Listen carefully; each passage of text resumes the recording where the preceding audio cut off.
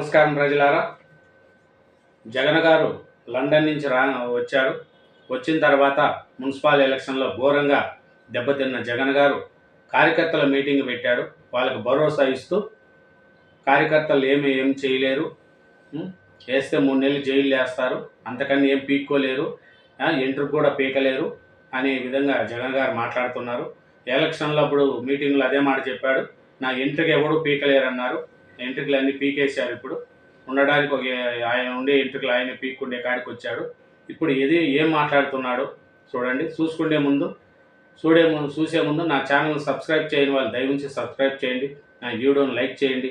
ఎందుకంటే జగనన్న చేసేది ఏమిటంటే కార్యకర్తలకు అందరూ వెళ్ళిపోతున్నారు ఎక్కడోళ్ళు అక్కడ, కాబట్టి వాళ్ళకు ధైర్యం నింపడానికి జగనన్న అట్లా మాట్లాడుతున్నాడు అనేది అందరికీ తెలిసిందే. ఎందుకంటే నేను అది చేసినా ఇది చేసినా అంటే ఏం చేశావో ప్రజలకు తెలీదా?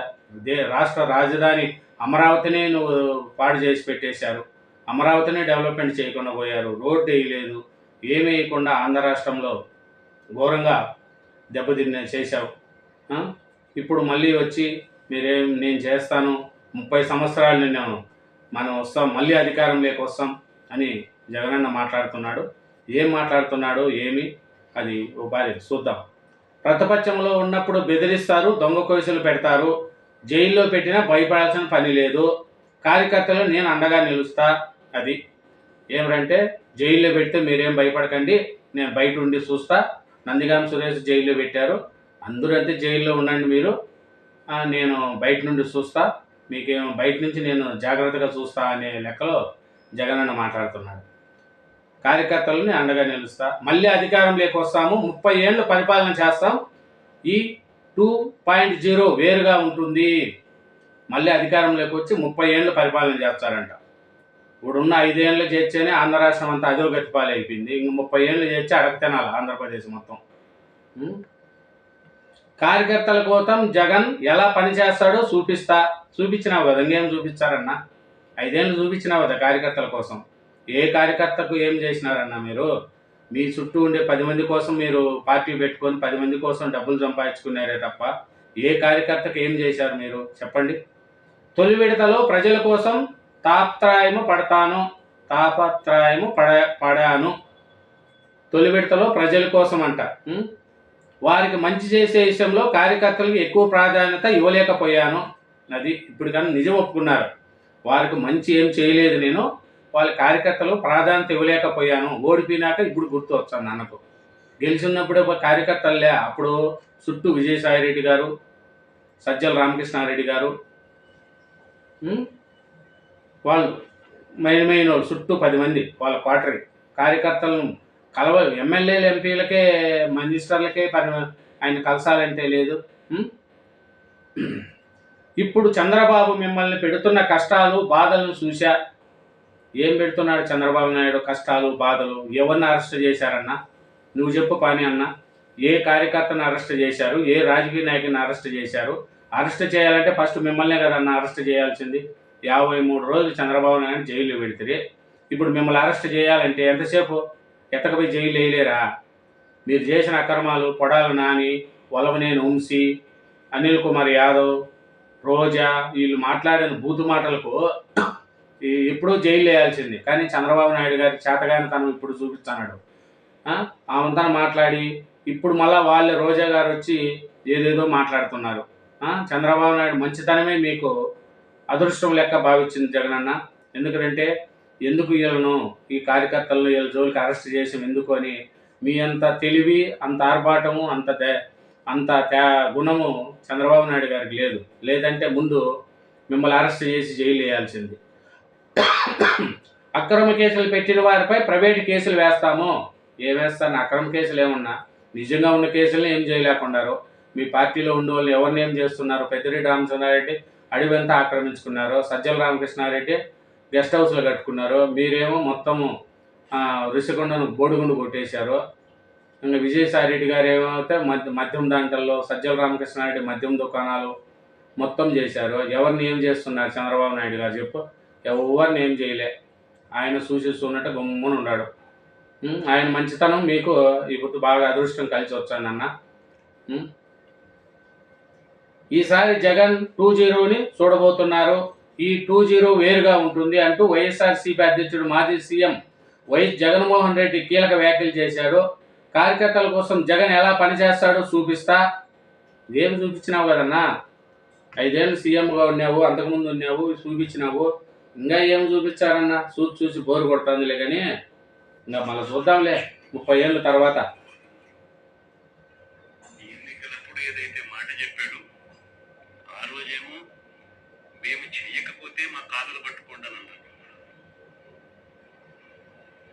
ఈ రోజు ప్రజలు కాలలు పట్టుకుంటారేమో అని చెప్పి భయపడి రెడ్ బుక్ రాజ్యాంగం నడుపుతా ఉన్నారు.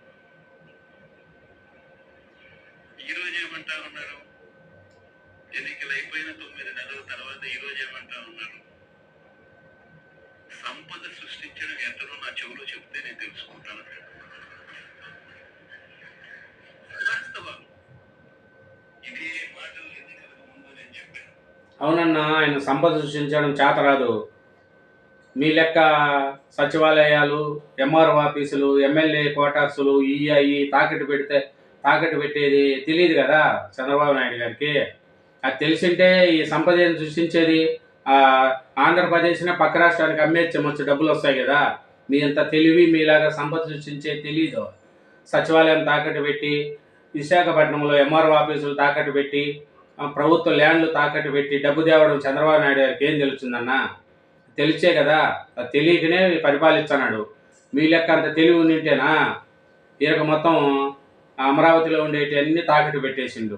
డబ్బులు ఎంతసేపు అన్న తాకట్టు పెడితే మీ అంత తెలివి లేదు చంద్రబాబు నాయుడు గారికి. ఆ తెలివి ఉండింటే ఇంకేంతో బాగుపడిండు. ఇంకా మాట్లాడు. చంద్రబాబు నాయుడు నమ్మడం అంటే చంద్రముఖిని నిద్ర లేపడమే. ఇదే మాటలు నేను ఎన్నికలప్పుడు చెప్పిన. చంద్రబాబు నాయుడు నమ్మడం అంటే పులి నోట్లో తల పెట్టడమే అని చెప్పి ఇదే మాటలే నేను చెప్పాను. మేనిఫెస్టో ప్రజెంట్ చేసేటప్పుడు ఇక్కడ ఇలా విమర్శని ఇలా మేనిఫెస్టోని ఇలా చూపించాను. మన మేనిఫెస్టోని ఇలా చూపిస్తూ వాళ్ళు చెప్పిన మేనిఫెస్టో ఈ చర్చ ప్రతి ఇంట్లో కూడా చెప్తాం. ప్రతి పథకం వలన ఏదైనా కూడా నాకింత నీకింత అని ఎవరి దగ్గర నుంచి మొదలైతే చంద్రబాబు నాయుడు పంచుకోగలరు. చంద్రబాబు నాయుడు ఈ కార్యకర్త కూడా ప్రతి గ్రామ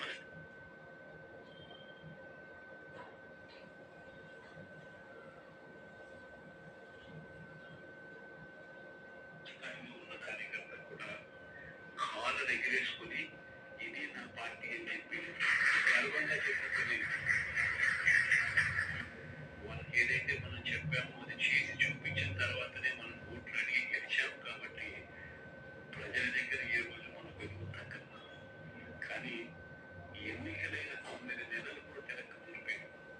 ఈరోజు ఏ తెలుగుదేశం పార్టీ కార్యకర్త కూడా గడప గడప అంటూ అన్నీ చేసి నెరవేర్చినారట. మద్యపాన నిషేధం చేసినారు, పోలవరం ప్రాజెక్టు కట్టేసిండు, అమరావతిని డెవలప్ చేసేసిండు, వైజాగ్ని డెవలప్మెంట్ చేసేసిండు, ఆంధ్రప్రదేశ్లో రోడ్లన్నీ వేసేసిండు, అన్ని ప్రాజెక్టులు కట్టేసిండు, మొత్తం డెవలప్ చేసేసిండు. అందుకే 11 సీట్లు ఇచ్చినారు జగనన్నకు.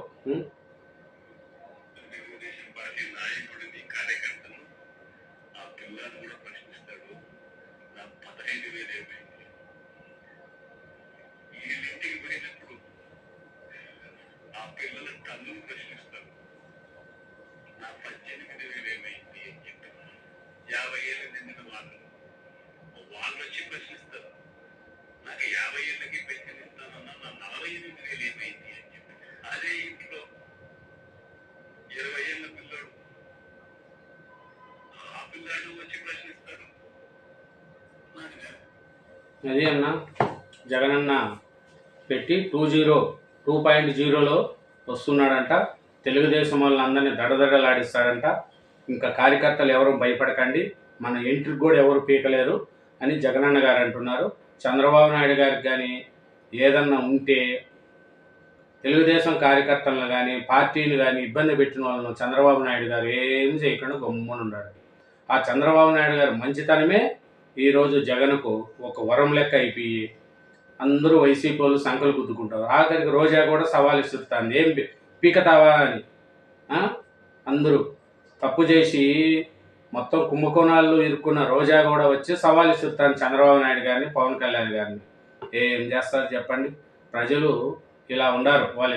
వాళ్ళిద్దరు మంచితనము, చేతగానితనం లెక్క వాళ్ళు చూసుకుంటూ ముందుకు పోతున్నారు. Thank you very much. నా ఛానల్ని సబ్స్క్రైబ్ చేయండి, నా వీడియోని లైక్ చేయండి.